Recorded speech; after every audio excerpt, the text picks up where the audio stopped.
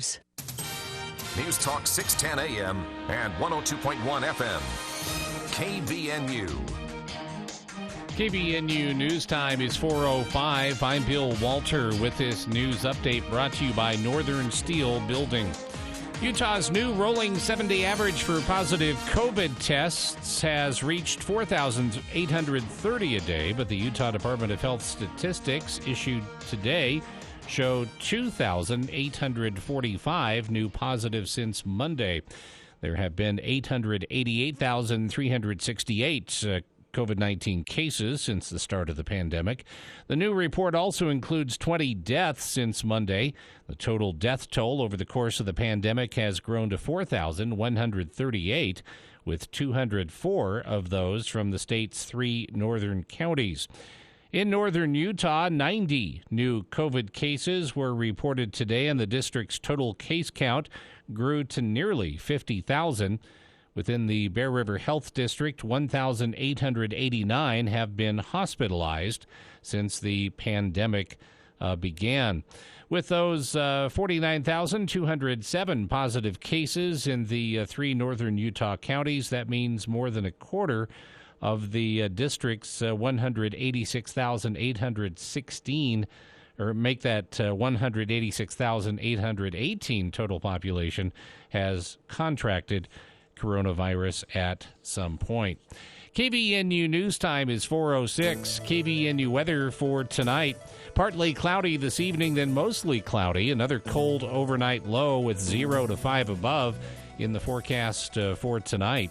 And then mostly cloudy Wednesday to start the day, becoming partly cloudy, high near 20. It's been to 25. Right now it's 24 at KVNU. KVNU weather brought to you by Cache Valley Hearing and Audiology, Cache Valley's most trusted name in hearing aid technology. Call Dr. Paul Danes at 753-HEAR or visit cachehearing.com. A building is just a building until it's your building. It's where you work, where you create, and where you store your valuable equipment. You take pride in your building, so make sure it's built right and built to last. Northern Steel Buildings will guide you from concept to construction. For your commercial, agricultural, or industrial steel building, visit northernsteelbuilding.com to see their quality work or call 435-677-7300. Northern Steel Buildings. Value from concept to construction. KVNU News Time is 4:07. Governor Spencer Cox issued an executive order today allowing state employees to take approved leave time from their state jobs to fill staffing gaps in Utah schools. Cox said in a press release that they know that kids learn best in the classroom, so that they want to do what they can to help schools stay open. He said teachers and children deserve support during this difficult phase of the pandemic. The Office of the Governor reports as Omicron variant COVID-19 cases are on the rise, schools have experienced unprecedented absenteeism among teacher and education staff, with the problem being intensified by labor shortages. The executive order was signed as an attempt to help schools continue to provide in-school learning by giving state employees the option to substitute teach, help in the cafeteria, or perform other duties. State employees would have up to 30 hours of paid administrative leave to help public or private schools with different staffing needs between now and the end of June of this year. And authorities say a 58-year-old woman is dead after being shot in an apparent hunting accident in the northern Utah mountains yesterday. The Summit County Sheriff's Office says the woman was riding in a side-by-side ATV when a rifle discharged, hitting her in the mid-body area. This happened about 10 miles northeast of Echo. The woman was from the Salt Lake area and had been hunting with her family on the last day of the elk hunt. Emergency workers tried to save the woman, but she died before she could be taken to a hospital. KVNU News Time is 4:09. For more details on these and other stories, visit CacheValleyDaily.com. Local news and the best talk. News Talk KVNU, 610 AM and 102.1 FM. Hi, this is Drew Allen with Allen Mortuaries. Over the years, thousands of families have planned ahead with Allen Mortuaries. Planning ahead helps you make informed and thoughtful decisions. It also spares your family the stress of making these decisions under the pressure of time and strong emotions. Allen Mortuaries' secure pre-need trust plan can save you nearly 40% versus other plans. Keep it simple, safe, and secure. Go with the proven choice, Allen Mortuaries. Voted best funeral home in Cache Valley in northern Utah. Allen Mortuaries. Then, now, always.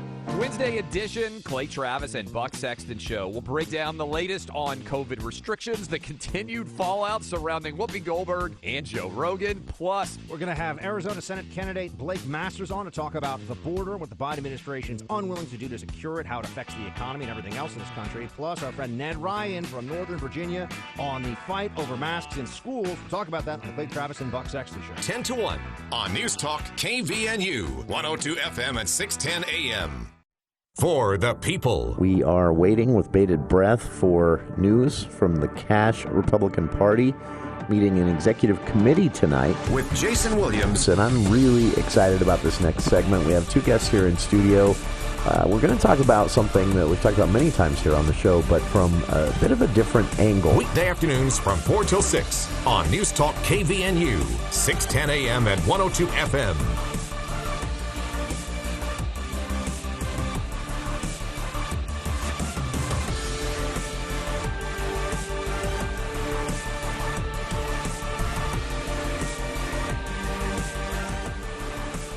Welcome to KVNU's For the People.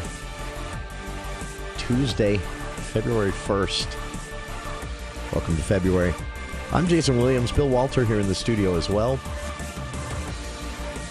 A couple of very special guests joining us today. Craig Peterson will be with us in hour 2 for the For the People book club. And he'll be talking about a book that is, it's a fiction book, a fictionalized telling of an historical fact, an actual event or set of events. It's titled Under the Scarlet Sky by Mark Sullivan, and it's promoted by the author as a true story. Craig Peterson will be with us in hour 2 for the For the People book club to talk about whether or not that claim holds up. This is some research that Peterson's been doing. So the For the People book club coming up at 5 o'clock. Dr. Jonathan Meyer of USU's Climate Center, climatologist there at Utah State University, joining us in just a few minutes, actually, to answer a question on everyone's mind right now. Are we headed into another record drought? Snowpack looking great for the time being. But if you've noticed, we haven't added to it for a while now. The pause button seems to have been hit, which in the summertime we talked about this heat bubble that kept all the moisture, all the weather activity flowing around us and headed down to Texas. Got all of our water throughout the entire. Yeah, they don't need it. They don't need it. Texas. It just runs off because it's just all rock down there. They don't actually have dirt. So it runs off into the rivers and on out of the United States. And it's put to use elsewhere, I'm sure. But we could have really used some of that. The problem, though, is not just a heat bubble in the summertime or in the warmer seasons, but the same thing that causes a heat bubble can do the exact same thing in the wintertime by high pressure events, which is what a heat bubble really is. And so that can exist in cold temperatures as well. And it looks like that's where we're at. So what does this mean? What are some of the trends they're seeing there from data throughout the state? What are some of the trends they're seeing from long time trends, that they're seeing there at the Climate Center, and what it says about our long-term future? How's it going? This new project that Governor Cox announced where USU's research is going to feed directly into public policy making, especially as it pertains to water development, water conservation, air quality, all of those things. Well, Dr. Meyer will be with us in a few minutes to talk about that and everything else. So, and we'll ask that question. As much as it's possible to predict, are we looking at another record-breaking drought year? So Dr. Meyer will be with us in just a bit.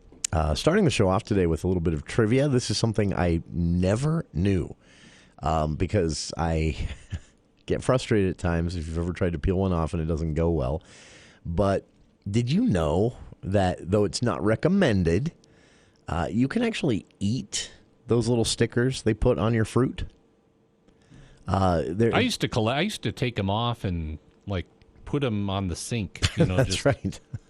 And my wife was like, "Why did you ever do that?" I had no answer. I don't know. It's the strangest thing, and actually the history behind why these are put on in the first place is kind of, it makes you wonder if everyone was really thinking. Well, it has the coating on it, but so they can, it's basically zap it. It's basically because a lot of suppliers don't want to have to go through the pain of packaging, bags and boxes and things like that with a PLU or price lookup sticker, as they call them, on the box. So instead, they put one on each individual apple, which doesn't sound to me cost-effective, efficient, or but so you've all probably peeled these off before, and then you've probably had them not fully peel off before. You've probably, if you're like me, I ate an apple once and realized I knew there was a sticker there. It sat around in my truck all day long. I finally picked it up at lunchtime and ate it, and realized I looked the whole apple over. Sticker was gone. Only thing I could see was my bite mark. I'm like, I just ate one of those stickers. So Yummy. So I did some Googling. Because it's not gonna kill I was just curious. I'm like, well, surely I'm not the first person to do this. And no, it's not recommended because it is plastic and glue, basically. But it's produced in a way that the toxicity is so low, it's not likely to harm you. And there are literally no documented cases. Now, if you were to do this, like eat 20 apples a day and eat the stickers. Yeah.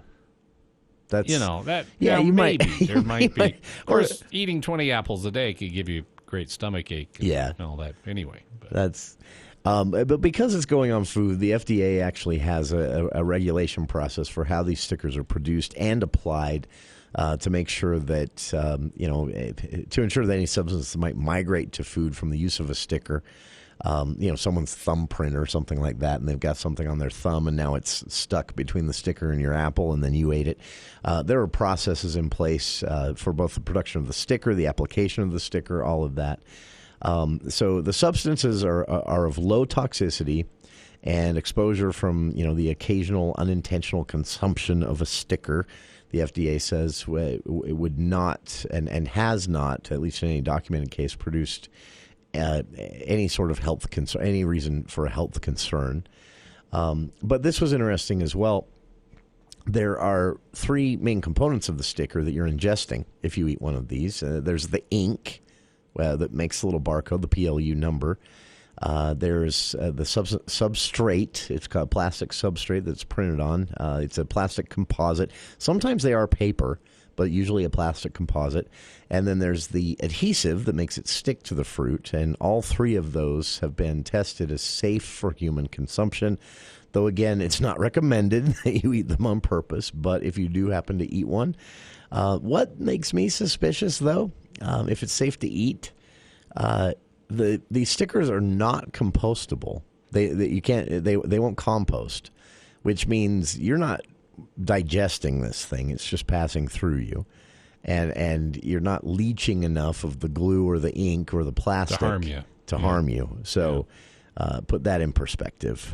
But it does happen. I remove it because it just doesn't seem right to eating a healthy apple and then you're eating little plastic stickers. I prefer not to. But like I say, recently I forgot, and so I did some digging, and there you have it. But the research that went into these stickers is amazing too. It took them years to come up with an effective way to do this, but it's the industry itself, the produce industry. They do have the option to use biodegradable, digestible, basically organic stickers, but they're expensive and time-consuming to produce, and so they just don't. They use plastic and glue and ink. And the biggest challenge there, by the way, was finding some natural adhesive that would keep the stickers on the fruit long enough for them to be on. And, of course, other than apples, that they usually go on things that are going to be peeled or skinned anyway. So it's probably mostly the apple. So, again, good reason to remove the sticker. By the way, the FDA does warn that stickers, can actually pick things up that the apple itself wouldn't. The chemicals specifically that can adhere to the plastic. So produce that's sprayed, sometimes supermarkets spray produce with a preservative. And that actually is not intended. They're assuming you're going to wash them before you eat them. But some of those chemicals can leach into the plastic sticker. So still not enough to hurt you, but another good reason to make sure you peel them off. Again, your daily trivia. This is something I got curious about today and finally did some Googling. And thought everyone would like to know. All right, on the other side, far more important information to supply here on the show with our good friend from USU Climate Center, climatologist Dr. Jonathan Meyer, joining us to answer the big question everyone has. Are we headed into another severe drought? Find out right after this. NMLS 1817019. From our Freedom Loan that covers 100% of your closing costs to our $1,000 lowest rate guarantee. As Utah's premier mortgage broker, LendRight Mortgage shops the top lenders in the country to find you the absolute lowest rate and fees. We often beat other lenders' rates by 1/4 to 0.5%. That means a lower mortgage payment for you, which can save you tens of thousands over the life of your loan. Compare us to any lender. If we can't save you a minimum of $1,000, we'll give you $1,000. Nobody does what LendRight Mortgage does. Nobody. See our rates and get a free quote on your purchase or refinance. Call 801-APPROVE or visit lendrightmortgage.com. Crushing other lenders is our specialty. Call 801-APPROVE or visit lendrightmortgage.com. Want to improve the look and comfort of your home? See all the possibilities at UNI Furniture. Update your mattress and sleep better tonight on a Therapeutic Queen Comfort Top mattress for $499. UNI is also a full-line Maloof dealer. Add a Maloof adjustable base, 4 style choices there. In UNI's dining room section, lots of different brands with something always new to see. One popular set with a table and 4 chairs, $649. And for the family or living room, all kinds of fun new sofa loves and sectionals. If it's in stock or it's in the showroom, it's ready to take home. There's always a better buy at UNI Furniture, downtown Logan.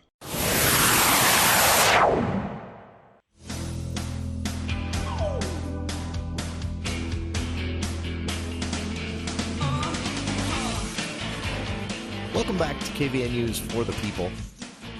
I'm Jason Williams. Bill Walter here in the studio as well.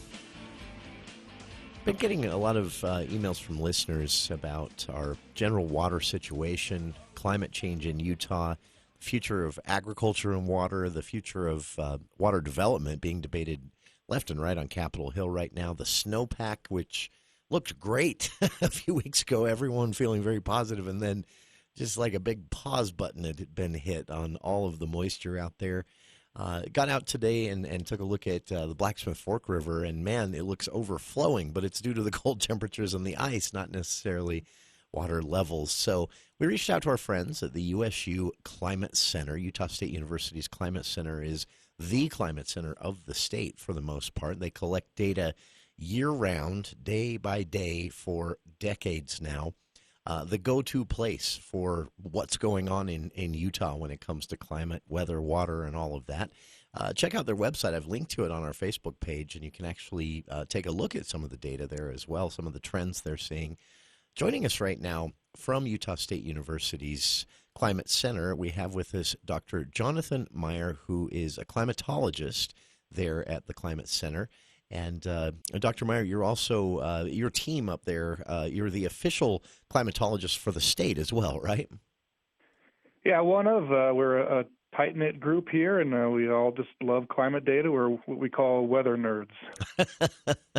Well, we love weather nerds here because in Utah, we were talking about this just yesterday on the show. I spent some time living in Oregon for school years and years ago, and I loved it at first. It was the same weather every day, year-round, other than occasionally the rain would turn to snow and everybody would panic. But after a few months, it got really old, and I miss the surprises of Utah. We're currently in quite a cold snap, down into the negatives possibly here in Cache Valley tonight. And then next week we could be up in the high 40s, and I kind of enjoy that. But we're also, we're very, our quality of life is all very determined by the weather. Oh, yeah, absolutely. It's a common denominator in conversations, and it certainly is prevalent these time of days for Utah and many people in the western U.S. Sure. And it's, understandably a big debate on Capitol Hill right now with the legislative session underway, considering last year's drought, water development plans going forward, reservoirs and all of that. But we also have, the larger context of the climate of the Intermountain West, actually the North American continent even, that we see these weather patterns change. Most of our listeners know we talked about it a lot, but last summer we spent a good chunk of time in what you climatologists call a heat bubble. It kept basically all the weather away, right? Yeah, we call those patterns blocking highs, and they are the bouncers of the storm systems. They don't let anybody into the region, and it's not a very fun party when that happens. No, basically months and months of sending all of our moisture to Texas, of all places. Yeah. Now, obviously it's probably tough to predict, with 100% accuracy, something like that happening again. But we do, as I understand it, we can see certain trends that allow or increase the likelihood of a heat bubble. And you're watching those trends right now as far as our current moisture levels, right? Yeah, definitely. And, no matter what season you're in, those blocking ridge patterns are what you do not want to see from a water resource perspective. They've certainly, like you said, hit the pause button a few times in our snow accumulation season back to October.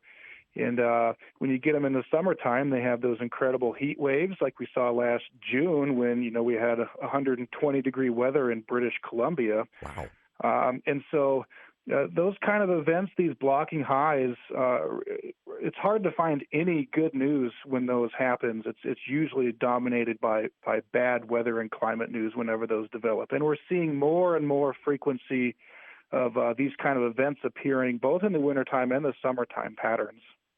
And when this happens, we think of our lives, I guess, very, compartmentalized Cache Valley weather, northern Utah weather.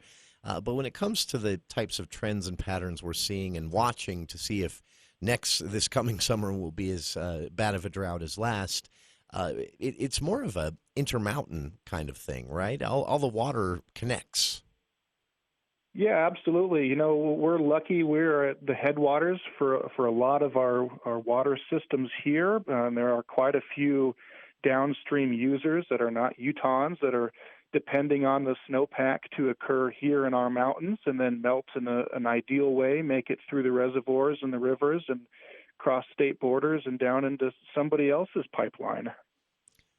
We hear, a lot of good news the last few weeks, at least, with a lot of some areas of the state sitting at 120, 130% of usual snowpack. And I think for a lot of people, they look at that or they hear that here on the show or in our news breaks and think, well, we're good for the coming summer. No drought this year, but not at all the case, right? No, certainly not. Winter is a marathon, and you have, roughly 4 to 5 months of a season where you need to be continually accruing snowpack and water that will come down over a short spell in the spring. And that does a lot of good to replenish reservoirs and provide irrigation and water resources for the coming dry season. And you're right, you look back 3 or 4 weeks, and in some places the state was sitting, maybe even close to 200% of snowpack in some basins. And that was after an excellent sort of banner December snowpack that we really saw a huge bump upwards. And now when we take a look and we survey the state's snowpack after, just a few weeks of failed snow accumulation, we've dropped from, roughly 140% statewide to begin the year to now we're almost exactly 100%. So you take a snapshot and look at things. It seems like we're normal, things are good, but we're certainly trending in the wrong direction. And that will probably continue to be the case through the extended forecast. There's really not a lot of evidence that we're going to see a return of the storm track to Utah going forward for the next week or so. It's also, we have a tendency to think of droughts as a thing that just, a drought ends and everything's fine. But something I actually learned from you last year when you were here on the show with us, one of the big contributors to our water supply depletion as things start to warm and agricultural activity ramps up is dry soil. And we headed into what is traditionally our wet season with extremely dry soils out there throughout the state, right? Yeah, it was almost unbelievable. When we were looking at our soil moisture maps last June at the end of our heat wave, we had to go back and double check the data sources because the figures we were looking at were so incredibly outside of the realm of everything we had seen over the last few decades that we just didn't believe the figures. But yeah, you're right. It turned out after our about 12 months of really dry skies and hot temperatures, our soils were so depleted of moisture. That was one of the biggest contributing factors of the drought impacts across the state. And the really great news, one of the things that we are hanging our hat on from water resources perspective right now, is that from our summer season onward, we had actually a pretty good return of water resources. We had a rainy monsoon season that extended into the fall. And because of that, we started our snow accumulation season with actually pretty near record soil moisture. So we have bounced from record lows to almost near record highs for our soil moisture. And that's one of the only silver linings we're finding right now, looking forward, outside of being at near normal snowpack. If listeners would like to check it out, climate.usu.edu. I thought this was interesting, Dr. Meyer. There was there in the Colorado River water supply section of the climate.usu.edu, there's a nice little graph where you can see where water monitoring at Lee's Ferry has been done over the years, and you can actually see the forecasts almost nailing it more often than not when it comes to actual water supply. How is that type of thing done with such accuracy? Well, it's a collective effort spanning not only just the Climate Center, but a whole lot of agencies throughout the region that are looking at soil moisture and reservoir levels and snowpack, outlooks of temperatures and humidities and precipitation. All of these go together in sort of this, Mod Podge model of data sources that are outlooking what our water resources will look like, what we have in terms of snowpack and how that, when it melts, will come down the rivers and recharge the reservoirs and replenish soil moisture.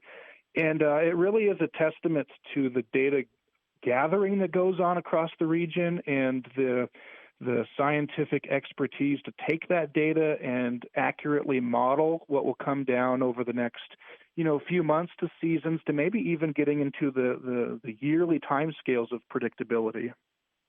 It's fascinating stuff to see and so complex to think of for the general public and with the legislative session in mind. Again, I was excited to see the governor announce this new partnership where the data and research of Utah State University, for example, will be more readily available and shared with lawmakers as they make policy regarding water development or air quality, things like that.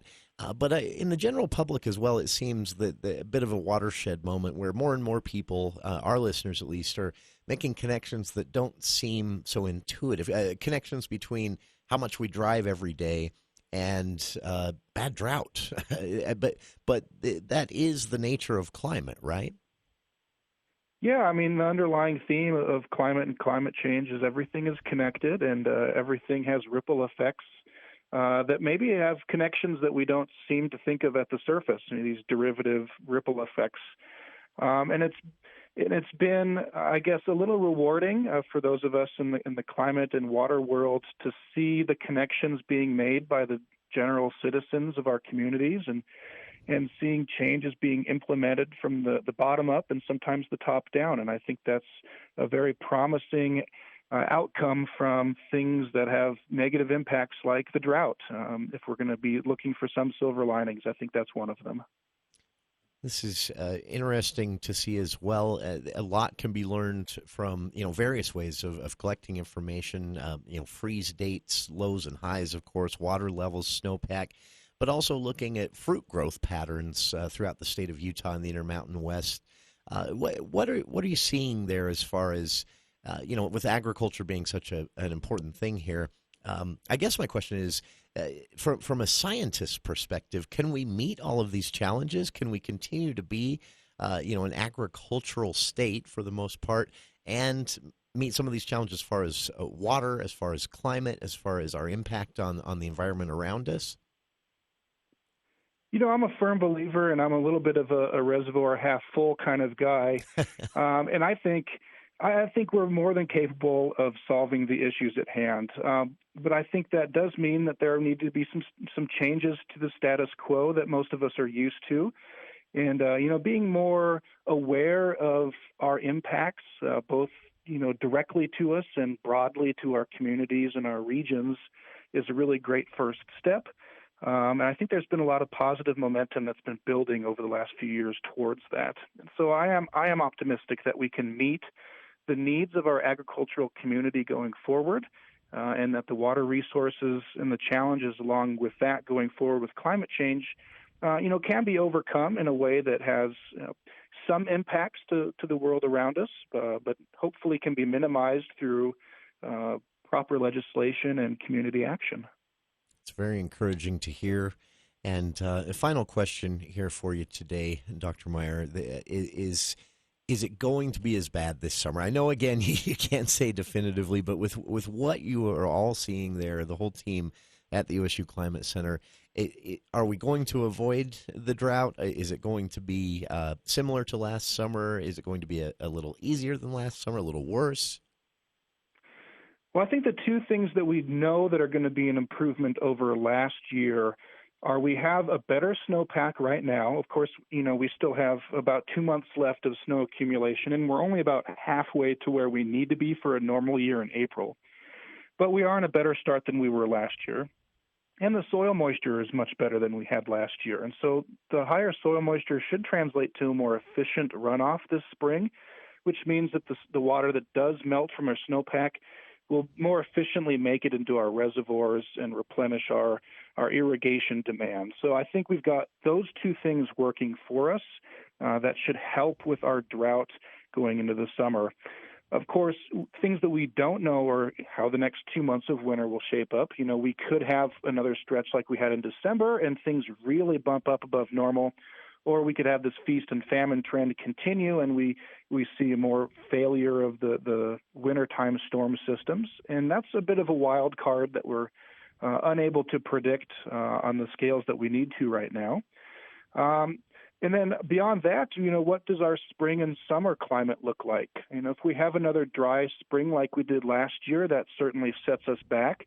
And having a hot and dry summer, which is very different than we had last year, where we had tons of monsoonal rain that kept things cool and rainy, that will certainly exacerbate the drought. So we have some things that we know, and those things are all giving us some optimism. The things that we don't know are giving us some cautious optimism going forward, with a little bit of hesitation to say that we will be out of the drought to a meaningful way, but I think we do have some impacts that will improve things going forward.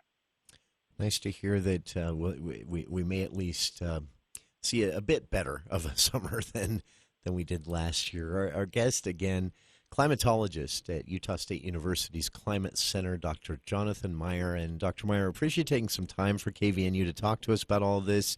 And we look forward to checking in soon. And fingers crossed we see some of those unpredictable variables, a few storms come through soon, right? Yeah, absolutely. And if people have toes and eyes that they could cross as well, we'd appreciate anything being crossed at this point. That's right. We'll take rain dances at this point, just to somehow get this moisture coming in. Dr. Jonathan Meyer, climatologist at the USU Climate Center, and please check out their website. A lot of great information there, all of it beautifully visualized to make it easy to digest and understand. And you can find it at climate.usu.edu. And we'll be back with more of For the People right after these headlines with KVNU's Bill Walter.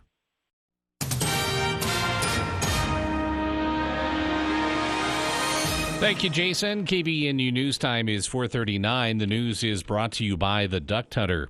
A 31-year-old Hiram man has been arrested and charged with allegedly abusing a woman during a domestic dispute. Ibrahim Bouaziz was booked Saturday night into the Cache County Jail. Bouaziz was arraigned during a virtual hearing in First District Court Monday afternoon. He was charged with aggravated kidnapping, a first-degree felony, 2 counts of aggravated assault, and 3 counts of domestic violence in the presence of a child, both third-degree felonies, along with 2 other misdemeanors. Cache County Deputy Attorney Jarris Kendall asked the court to hold Bouaziz without bail. He explained how Cache County Sheriff's deputies were called to the dispute after the woman claimed the suspect tried to strangle her. She had marks on her neck consistent with the allegations. The woman also told deputies Bouaziz had damaged a vehicle with a bat when she tried to flee the assault. Bouaziz spoke briefly, telling the court he was a local firefighter who has had a drinking problem. He explained how he had tried to seek help for his addiction.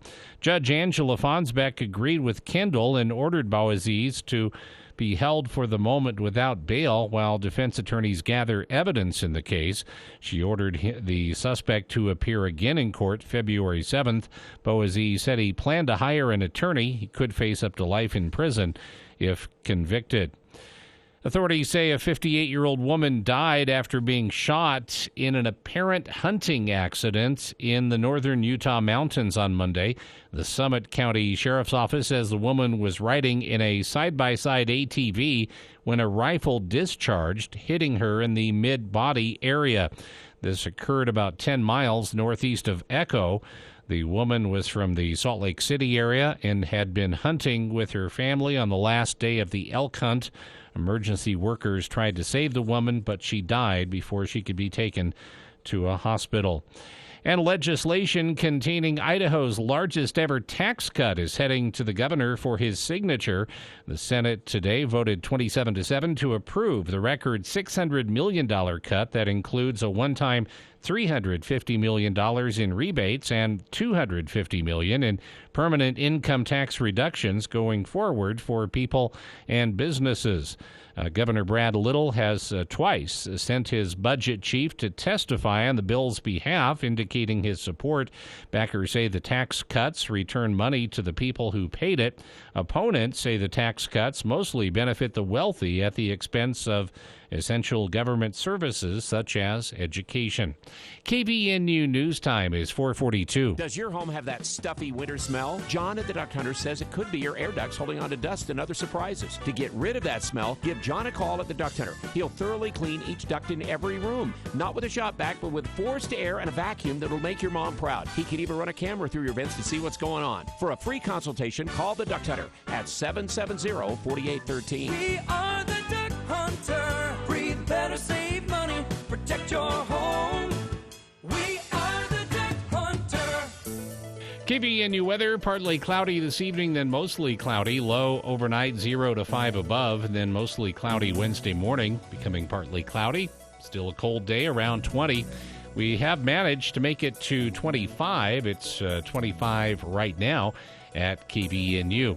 KVNU weather brought to you by Northern Steel Building. Steel is stronger, more flexible, and more dependable than wood, masonry, and concrete. Plus, steel is often less expensive. See their work online at northernsteelbuilding.com. For more details on these and other stories, visit CacheValleyDaily.com. Let's check Wall Street now with Edward Jones. This is Rochelle Hanks bringing you the Daily Financial Market Report on behalf of financial advisor Tron Arnold and Edward Jones for Tuesday, February 1st, 2022. Markets had another solid day to kick off February after finishing lower in January. After an initial surge, U.S. Treasury yields have stabilized with a 10-year rate hovering just above 1.8%. Already tight supply and a possible conflict between Ukraine and Russia have driven up the price of oil to around $88 a barrel. On the international front, European and Asian shares were probably higher following a strong day in the markets of the United States. The U.S. equities closed higher today. The Dow closed up 272 points at 35,404. The NASDAQ closed up 106 points to 14,346. And the S&P closed up 31 points at 4,546. And in the bond market, 10-year Treasury yields are trading at 1.79% higher. In stocks of local interest, Thermo Fisher is up $13 to $594.31. Home Depot is up $1.72 to $368.70. Autoliv is up $2.38 to $101.42. Lowe's is up $1 to $238.35. Walmart is up $1.10 to $140.91. Nucor is up $6.06 to $107.46. Coca-Cola is down 45 cents to $60.56. Kroger is up 54 cents to $44.13. General Electric is up $3.47 to $97.95. And R.R. Donnelley & Sons is up 14 cents to $11.16. The price of crude oil was up 19 cents to $88.34, and the spot price of gold was up $4.60 to $1,801. This has been today's Financial Market Report, brought to you on behalf of Edward Jones, member SIPC, and financial advisor Tron Arnold, serving individual investors with personalized attention and financial advice at 1202 South Highway 89 in Logan. If you would like additional information, please contact any of our 7 Edward Jones offices in Logan, Providence, and Smithfield. Daily commentary is also located on our website at edwardjones.com. You want to feel important. You want to be part of something bigger, something that matters and can help change things. You want to feel like you belong. We know. We felt that way too. And that's why we did something about it. We aren't just Army National Guard soldiers. We are normal people just like you. But our part-time service in the Army National Guard means we get to be more. When our communities are in need, we get the chance to stand up and do something about it. We get to serve in our own region and help the people we call neighbors. From the mountains of Colorado, Wyoming, Montana, Idaho, and Utah. The deserts of Arizona and Nevada. The Pacific coasts of Washington, Oregon, and California. To the wilderness of Alaska and islands of Hawaii and Guam. We are here for our hometowns. And together, we can make a difference. Take on your legacy. Visit NationalGuard.com to find out more. Sponsored by the Utah Army National Guard. Aired by the Utah Broadcasters Association and this station. I lived alone and was having problems with my landlord. He's a creep. One night I'm watching TV and I hear my landlord letting himself in. Hey, get out. You can't keep coming in. I'm just here to fix your fridge and spend some time together. Get out. I'm reporting you. Don't make a federal case of it. A federal case? Sexual harassment in housing is against federal law. If you are harassed, file a complaint with HUD. Go to HUD.gov/fair housing. If you fear for your safety, call 911. Fair housing. The law is on your side. A message from HUD in partnership with the National Fair Housing Alliance.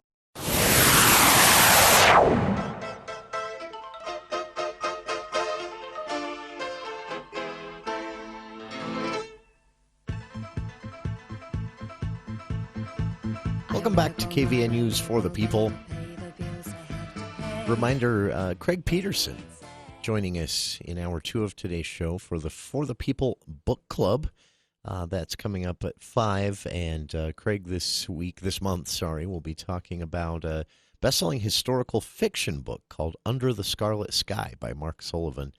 And it's based on and well-researched true story, but it's a fictionalized version of this true story. So Craig will be here, and we're going to talk about what is true and what isn't true about this story. So the Utah legislature today, busy, met for the first time today, or meeting for the first time today right now, in fact, in an afternoon Senate session. The House had some morning and afternoon sessions.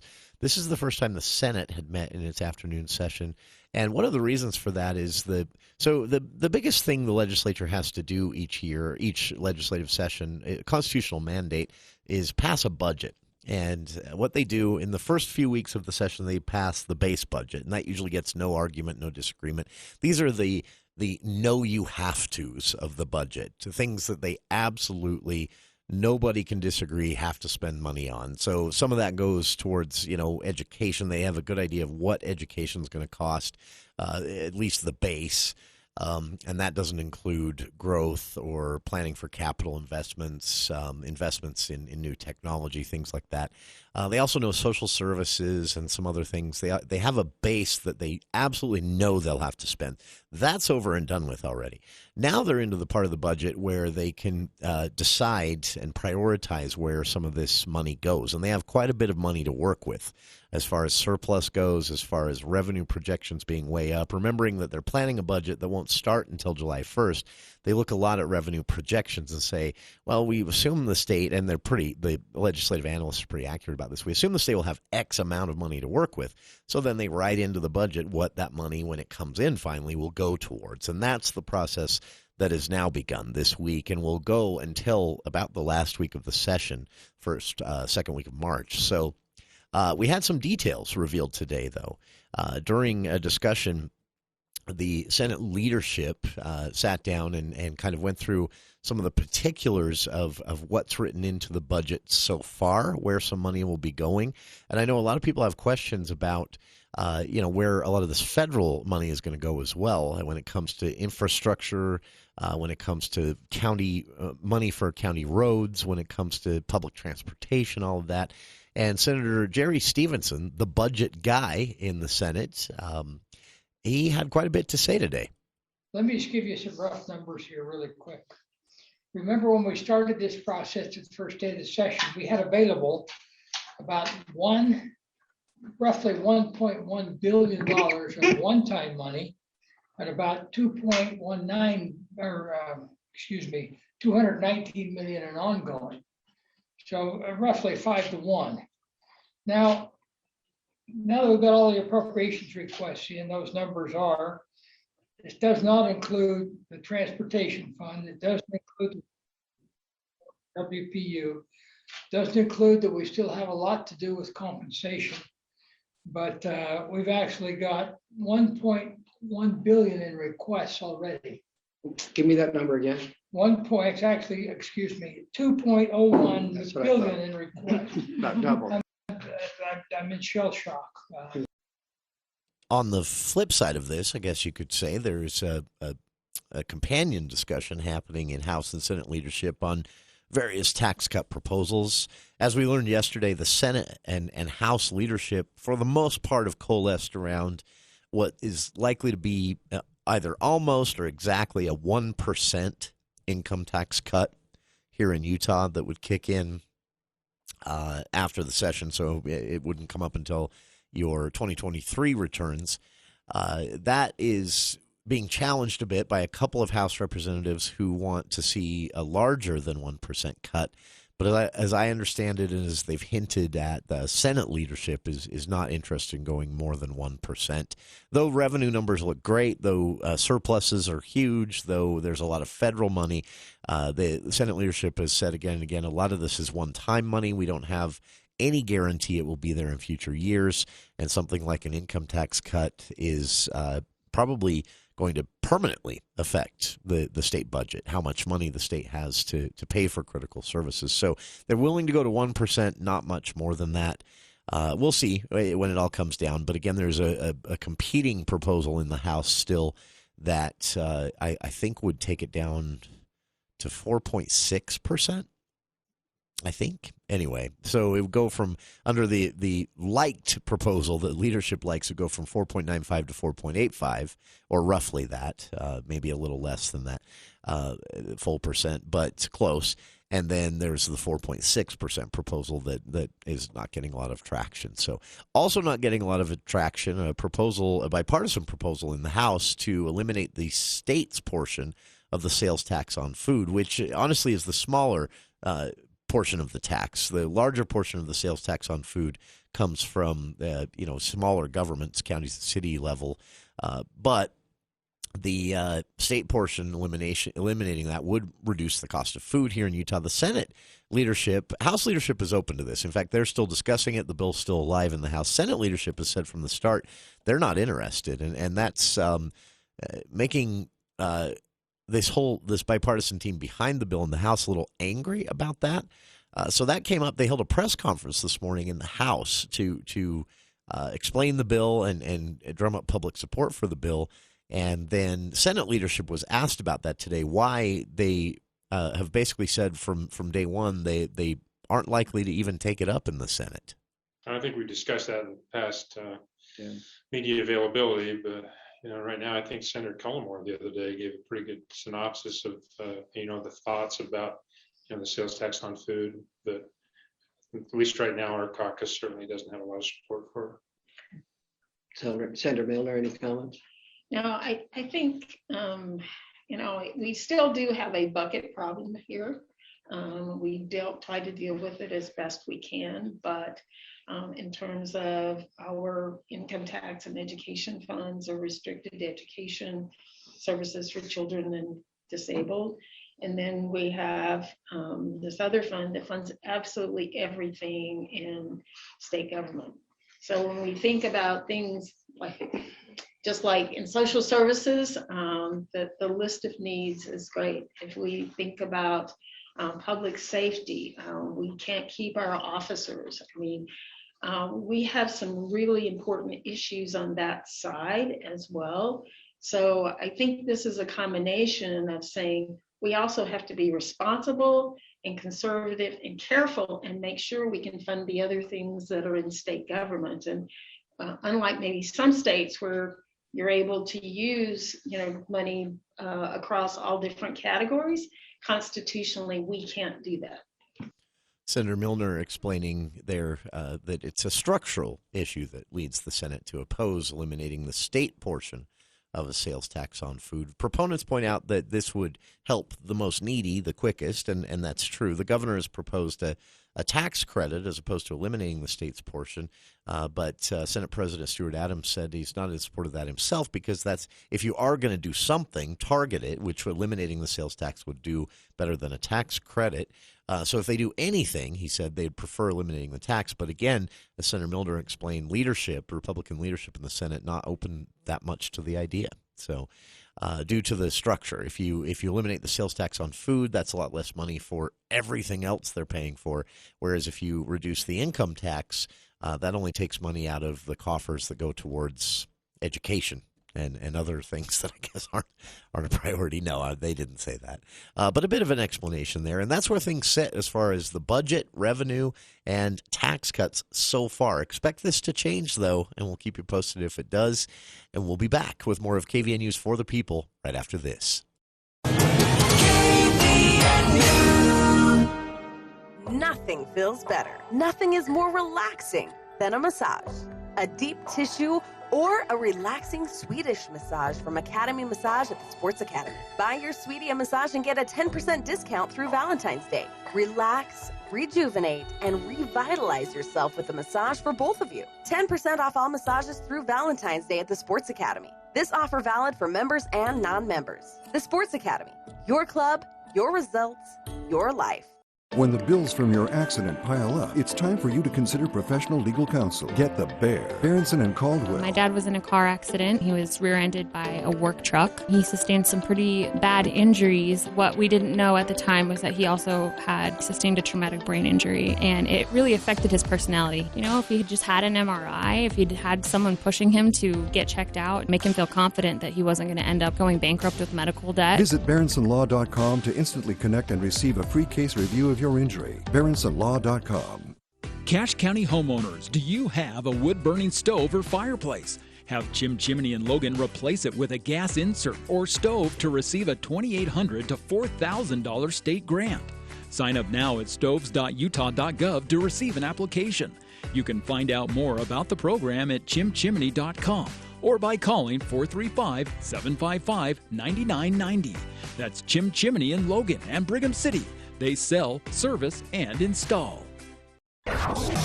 This is the Sean Hannity Show.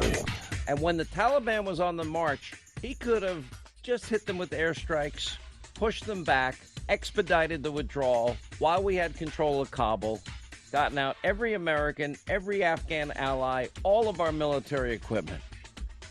Well, we didn't know this would happen in 11 days. You should have known. Because the Taliban was on the march since the month of March. Sean Hannity, weekday afternoons from 1 to 4 on News Talk KVNU.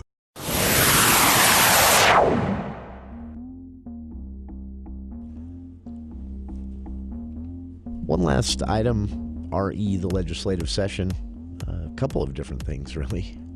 House Speaker Brad Wilson released the results of a poll that was done. This was sent out to registered Republicans only. They only got 800 respondents, so not a really credible poll, but they were asked a series of questions. One, for example, if the legislature cuts taxes, which would you prefer?